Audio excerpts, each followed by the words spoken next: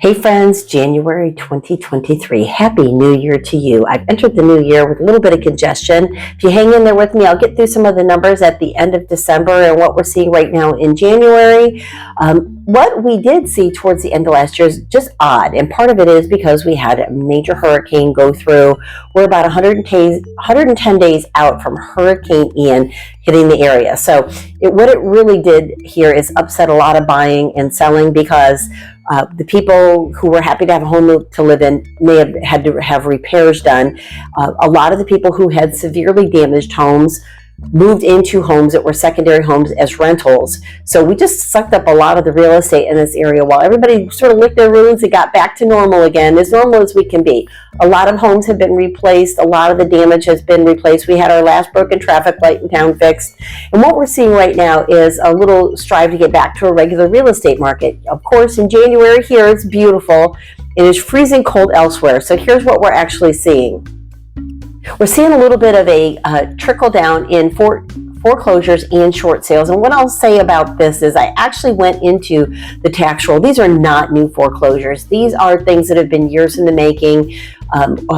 Investment companies or lending institutions have held these properties for quite a while. Some of them did go through the rehab process.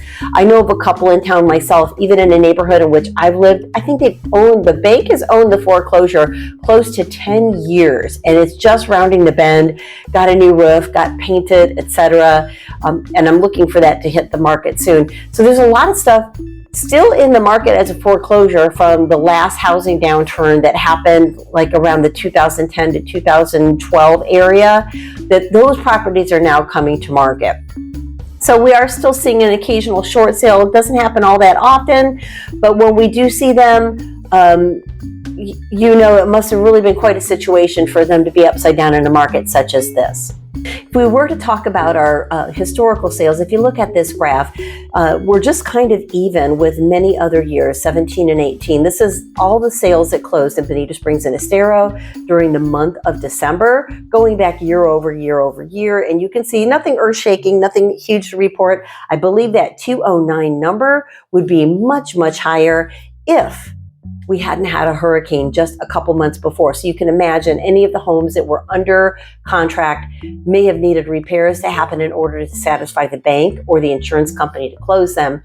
Plus, during that initial, 30 to 60 days after the hurricane, we didn't have anywhere for tourists to stay. Our hotels were at capacity with support personnel, tree service people, emergency responders, first responders, all these folks that came from all across the United States to get our electrical grid back on, had filled our hotels. So we're going to have this little hiccup in some odd numbers for a couple of months, and some of it is not really an indication of what's going on with the economy or with what you hear in the news. It really had to do with people not being able to be here and not having enough real estate on the market.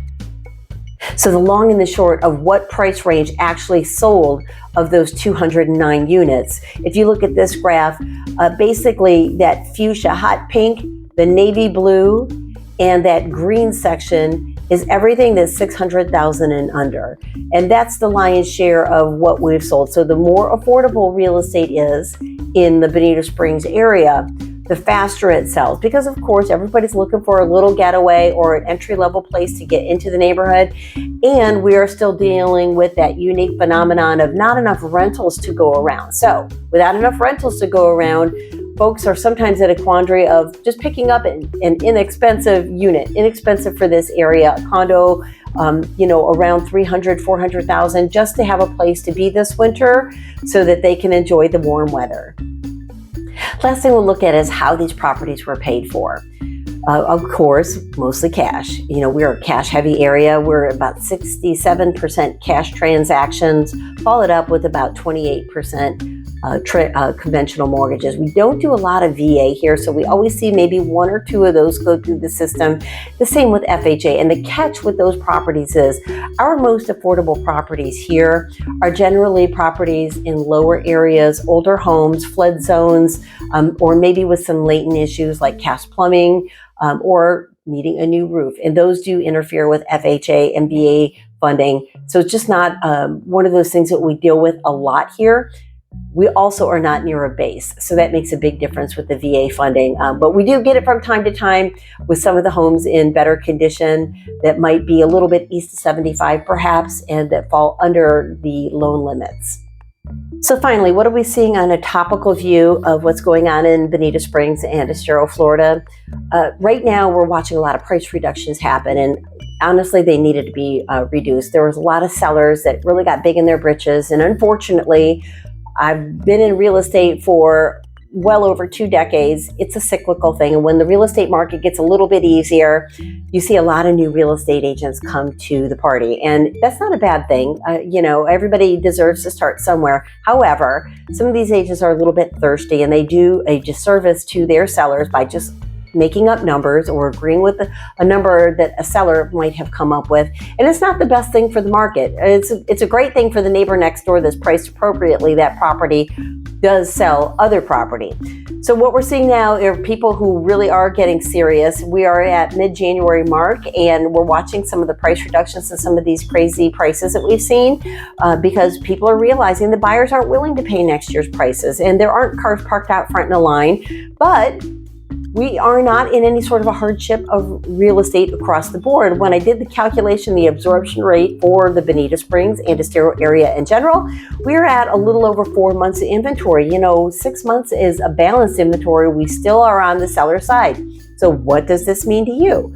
This means to you, whether you're a buyer or a seller, real estate is super local, and you need to be able to do these calculations, not only for your neighborhood, but maybe your price bracket or other neighborhoods that are very similar to yours, so that you can really drill down in what you can expect your home to be on market for, days on market. So that if you do price ambitiously, you'll know whether or not there's demand, that maybe somebody will make an offer, or you're just going to collect days on market. And right now, when homes sit on market, 60, 90 days, people are like, what's wrong with them? Well, price cures everything. So, pricing your property accurately, or even making an offer on a property and understanding what that inventory rate means to you for the style of property you're looking at is important. We know how to do that for you, whether you are a buyer or a seller. So if we can help you drill down in that number so you know more than your competition or even the buyer or seller for your property, let us know. We'd be happy to help you with that.